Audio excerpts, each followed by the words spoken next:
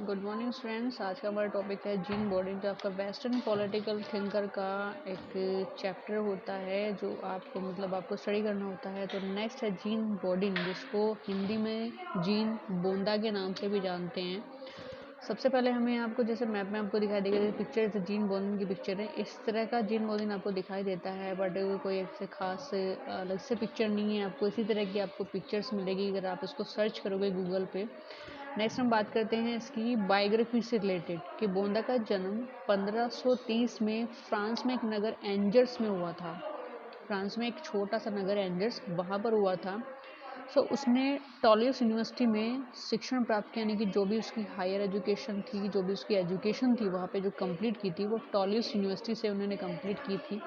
और कुछ समय तक यहीं पर न्याय शास्त्र के व्याख्याता के रूप में उन्होंने कार्य किया। न्याय शास्त्र मतलब लॉ से रिलेटेड जो एजुकेशन होती है, उन्होंने वहाँ पे उसको एक्सप्लेन किया, स्टडी किया कुछ इस टाइम तक।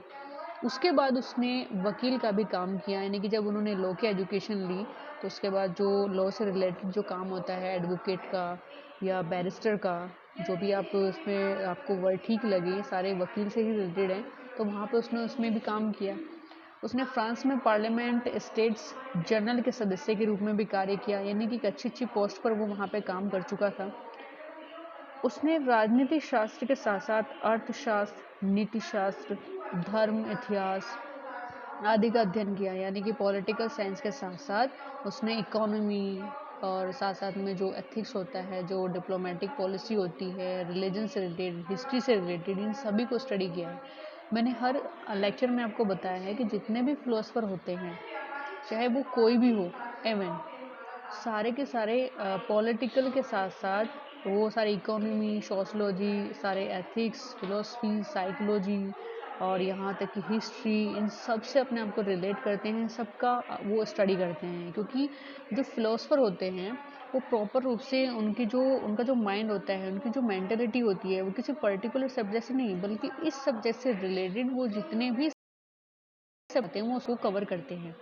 तो ये तो पूरी तरीके से हो गया कि उन्होंने राजनीतिक शास्त्र के साथ साथ उन्होंने इकोनॉमी, नीति शास्त्र, धर्म, इतिहास, हिस्ट्री से रिलेटेड उन्होंने अपने आप को पूरी तरीके से वहाँ पे रिलेट करके उसको स्टडी किया है। उसके साथ उसने अपने अध्ययन में संवैधानिक विधियों का उपयोग किया है, यानी कि जो कॉन्स्टिट्यूशन से रिलेटेड जो वहाँ पे विधियाँ थी उनको वहाँ पे उन्होंने स्टडी किया है पूरी तरीके से। नेक्स्ट हम बात करते हैं उनकी बुक्स की कि उन्होंने कौन सी बुक्स उन्होंने वहाँ पे लिखे। देखिए, जीन बोदिन की सिर्फ एक ही बुक्स है जो फेमस मानी जाती है। वैसे तो जब हम जीन बोदिन के बारे में पढ़ते स्टडी करते हैं तो ज़्यादा मटेरियल हमें बुक्स को लेकर बुक से रिलेटेड हमें नहीं मिलता है। तो 6 लीवर्स डी डेला रिपब्लिका, ये एक थोड़ा सा स्पेनिश लैंग्वेज में नीचे लिखा हुआ है डी रिपब्लिका। तो 6 लीवर्स उन्होंने ये बुक्स लिखी है, 6 चैप्टर से रिलेटेड है पूरी तरीके से। स्टेट या एक किंग्स, ह्यूमन नेचर या लॉ के बारे में, जैसे वो लॉ के बैकग्राउंड से रिलेट करते हैं लॉ के बारे में, यानी कि हर एक छोटी छोटी एक्सप्लेनेशन वो इस बुक्स में एक्सप्लेन करते हैं। हर फिलोसफर की आदत होती है वो अपनी लाइफ से रिलेटेड कुछ ऑब्जर्व होती है, कुछ उसने एनालाइज किया हुआ है, कुछ एक्सपीरियंस होता है, वो अपने बुक्स के तरह उसको वो वहाँ पे एक्सप्रेस करते हैं। नेक्स्ट हम बात करते हैं सोवर्जिनिटी से रिलेटेड बोदिन के क्या थॉट थे, क्या विचार थे। तो बोदिन के विचारों के अनुसार संप्रभुता हर राज्य के लिए आवश्यक बताता है। वो संप्रभुता के बिना कोई राज्य अपने आप को सुरक्षित नहीं कर सकता। बोर्डिन के ही शब्दों में संप्रभुता का सबसे बड़ा विशेषाधिकार, जिसको हम प्रिविलेज बोलते हैं, जो एक पर्टिकुलर किसी कंट्री या पर्टिकुलर किसी पर्सन या किसी पर्टिकुलर पोस्ट को दिया जाता है, तो वो इस बात में है ना, विशेषाधिकार प्रिविलेज वो इस बात में है कि यह न केवल व्यक्तियों के लिए बल्कि समस्त जनता के लिए कानून प्रदान करता है। देखिए, सोवर्जिनिटी का मतलब ये होता है कि जिस देश के पास अगर सोवर्जिनिटी नहीं है, उस देश में अदर कंट्री, अदर स्टेट वो किसी भी मैटर को लेकर इंटरफेयर कर सकते हैं। इंक्लूड वो कोई भी मैटर हो, डजेंट मैटर, आपका हेल्थ से रिलेटेड हो सकता है, आपका अटैक से रिलेटेड, इंटरनेशनल लेवल पे बहुत सारे ऐसे मैटर होते हैं। तो यहाँ पे सोवर्जिनिटी हर एक कंट्री, चाहे वो बड़ी कंट्री है चाहे वो छोटी कंट्री, डेवलप है या डेवलपिंग फेज में है, सबके लिए संप्रभुता यहाँ पे ज़रूरी होती है, इंटरनल भी और एक्सटर्नल भी। तो संप्रभुता पर सब ज़्यादा फोकस करता है। और ये इस तरह के क्वेश्चंस भी आते हैं कि जीन बोर्डिन के अनुसार संप्रभुता को डिस्क्राइब करें।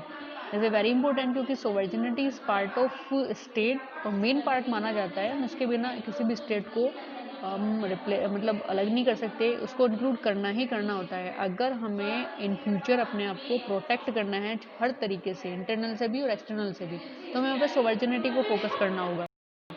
फिर नेक्स्ट इसमें बात करते हैं फीचर ऑफ सोवर्जिनिटी।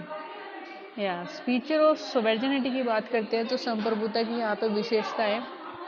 तो उसमें फर्स्ट जो टॉपिक है वो है संप्रभुता, एक सर्वशक्ति यानी कि सुप्रीम एंड एब्सोल्यूट पावर। संप्रभुता क्या होती है, उन्हें संप्रभुता के थोड़े से फीचर्स पता है कि संप्रभुता क्या होती है, एक सर्वशक्ति मानी जाती है किसी भी स्टेट के लिए। नेक्स्ट है संप्रभुता एक स्थायी शक्ति है यानी कि परपेचुअल पावर। संप्रभुता क्या है, जब एक किसी स्टेट को मिल जाती है तो वो किसी भी आधार पर चेंजेबल नहीं है, वो फ्लेक्सिबल नहीं होती है कि आज संप्रभुता दे दी है कुछ दिनों बाद वो फिनिश हो जाएगी। तो ये नॉर्म फॉर्मल या इनफॉर्मल में नहीं होती है, स्टेबल होती है, परपेचुअल होती है, इसको हम अलग नहीं कर सकते। ये एक बार दे दी जाती है तो परफेक्टली जब तक स्टेट बना है, जब तक स्टेट है, इन फ्यूचर प्रेजेंट हिस्ट्री जब भी है, वो हमेशा इसके साथ बना रहेगा और इसी के साथ वो अपने आप को प्रोटेक्ट कर सकता है। नेक्स्ट है संप्रभुता वैधानिक है, अनरिस्ट्रेंड बाय लॉज। संप्रभुता क्या होती है, वैधानिक यानी कि लीगल वाइज होती है, इलीगल नहीं होती है, ना ही वो बिना कानून के वो अपने आप को वहाँ पे शो करती है। लॉ के अनुसार, कानून के अनुसार वो अपने आप को वहाँ पे एक्सप्रेस करती है पूरी तरीके से। रूल रेगुलेशन जितने भी नियम कानून होते हैं वो लॉ के अकॉर्डिंग होते हैं, वैधानिक विधि से वहाँ पे बनाए जाते हैं। सो ये 3 प्रकार के फीचर्स वहाँ पे अकॉर्डिंग टू बॉर्डन के अनुसार है कि संप्रभुता के फीचर्स कौन कौन से होते हैं। सर्वशक्ति उन्होंने बताया, सुप्रीम पावर, एब्सोल्यूट पावर जो परपेचुअल पावर है, अनरिजन बाय लॉज। तो ये सारी की सारी ये होती है सोवर्जिनिटी की विशेषता है। वो हमने इसलिए डिस्कस की है क्योंकि जीन बॉर्डन का जो फोकस है वो सोवर्जिनिटी पे है। अब यहाँ पे नेक्स्ट हम बात करते हैं लिमिटेशन ऑफ सोवर्जिनिटी। तो लिमिट भी बताइए। देखिए सोवर्जिनिटी की उन्होंने एक्सप्लेन किया, सोवर्जिनिटी क्या है ये भी बताया कि एक स्टेट के लिए ज़रूरी भी होता है, लेकिन यहाँ पे ये भी बताया है कि उसकी कुछ लिमिटेशन भी है, क्योंकि अगर आउट ऑफ लिमिट कोई काम किया जाएगा तो वो किसी भी स्टेट के लिए हानिकारक, इसे हार्मफुल हो सकता है, अदर के लिए भी और अपने लिए भी। तो यहाँ पे कुछ सीमा, जैसे प्राकृतिक विधि जो नेचुरल लॉ है उसके अकॉर्डिंग एक स्टेट को चलना होता है। कैसे वेलफेयर के लिए हम रूल रेगुलेशन वहाँ पे क्रिएट करेंगे जो उनको नीड होती है उनके अकॉर्डिंग। दूसरा संवैधानिक कानून, कॉन्स्टिट्यूशनल लॉ एक बहुत ज़्यादा जरूरी होता है। कॉन्स्टिट्यूशनल लॉ किसी भी आधार पर एक स्टेट को सही तरीके से लिमिट में बनाने के लिए, कि वहाँ पे जितने भी लॉ बनाए जाएंगे वो कॉन्स्टिट्यूशन के अकॉर्डिंग चलेंगे। उसके बाद है राष्ट्रों के कानून, वहाँ पे क्या लॉज ऑफ स्टेट्स होंगे। स्टेट्स जितने भी उस कंट्री का, कुछ स्टेट्स के जितने भी मतलब वहाँ पे छोटे छोटे नगर राज्य होंगे उसके आधार पर वहाँ पे पूरे राष्ट्र के लिए एक ही कानून क्रिएट किए जाएंगे। फोर्थ है हमें नागरिकों को संपत्ति का अधिकार, राइट्स टू प्रॉपर्टी। उन्होंने कहा कि सोवर्जिनिटी की लिमिटेशन इसी में है कि वहाँ पे जितने भी नागरिक हैं उस स्टेट में उनको संपत्ति का, उनको उनकी प्रॉपर्टी का राइट्स हो। तो यहाँ पे 4 टाइप से उन्होंने थोड़ी सी लिमिटेशन बताई हैं जिन पे हमें फोकस करना होता है।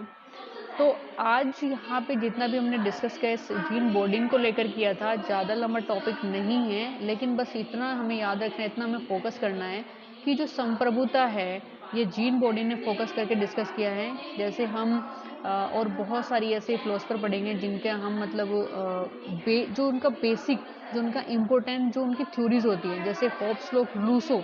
आप ये तीनों इन फ्यूचर लेक्चर में आप लेक्चर अटेंड करेंगे, आप उसको स्टडी करेंगे तो उसमें फोकस होता है ह्यूमन नेचर और साथ साथ में सोशल कॉन्ट्रैक्ट। तो सोशल कॉन्ट्रैक्ट के नाम से ये तीनों ही फेमस हैं, होब्स, लोक, रूसो, सोशल कॉन्ट्रैक्ट के नाम से फेमस है। ऐसे सोवर्जिनिटी के नाम से जीन बॉर्डन फेमस है। तो आज हमने सारे के सारे सब कुछ डिस्कस किया जीन बॉर्डन की बायोग्राफी से रिलेटेड, उसकी कृति जो फेमस थी। तो आज के लिए लेक्चर ये बेनिफिशियल है, छोटा ही सी है। जीन बॉर्डन है, आपको मतलब आप खुद से भी स्टडी करो उसको। आप सबसे पहले बुक से स्टडी करो, उसके बाद आप नेट वगैरह से इसको सर्च करके देखो। सो थैंक यू, मिलते हैं नेक्स्ट लेक्चर में।